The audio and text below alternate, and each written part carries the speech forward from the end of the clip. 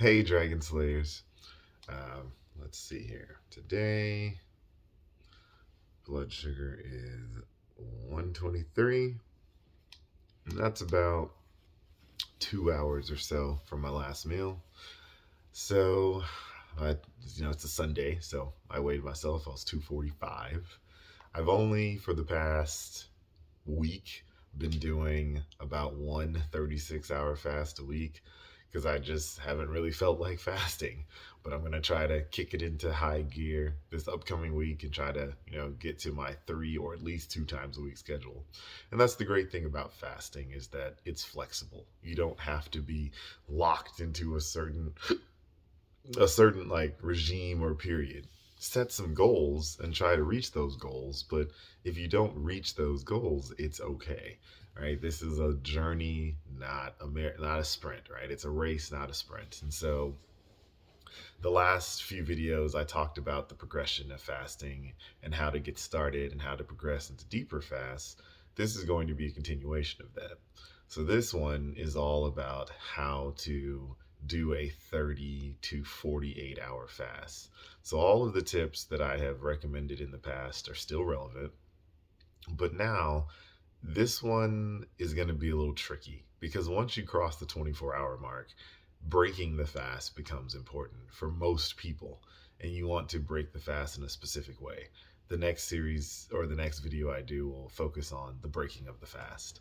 But this is going to focus on just how to get to 30 hours. So when you think about 24 hours, obviously, is like 12 p.m. one day till 12 p.m. the next day. And then 30 hours would be 6 more hours beyond that. So let's say you started fasting, you finished eating at 12 p.m. on Monday, then you wouldn't break your fast all the way until 6 p.m. the next day. So that would be your first 30-hour fast. You will find that every time you go to sleep, it basically resets you.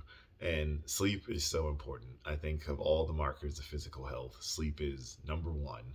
And then I would say diet is number two and exercise is number three. So once you've mastered a 24-hour fast, you will find that it's pretty easy to do a 30-hour fast because you're going to get that at least hopefully 7 to 8 hour period of sleeping. And usually you're not hungry when you first wake up. I can only speak for myself and others that I know that have tried fasting. But once you've crossed the 16-hour mark in particular, and you've been skipping breakfast for several months, you don't even think about it. You just wake up and you're not hungry. Most people that choose to skip breakfast in their fast don't even get hungry until 2 to 4 p.m. or later because your body just kind of gets into the routine. So that is the real secret, if you will, to transition from fasting for 24 hours all the way up to 30.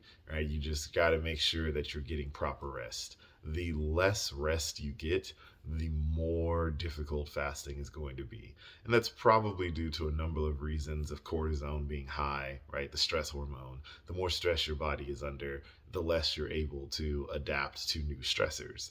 And as mentioned, fasting is essentially exercise for your metabolism. And you don't want to, all of these stages, you don't want to progress through too quickly because then you're going to set yourself up for disaster. You're just not going to feel well, you're going to hate doing it, and you're not going to be consistent. I've always said that consistency is more important than intensity or frequency, right? So you can do something very, very intensely for a short period of time, or you can do something for repetitively, right? So let's say you did something perfectly 7, 8 days in a row, but you still get burned out, right? So remember consistency. That's the key here. You want to build a fasting lifestyle, something that you can mold around your life and that will carry you through for more success in the future. Well, that's what I have for you today, guys. Remember that together, you and I will slay the dreaded diabetes dragon.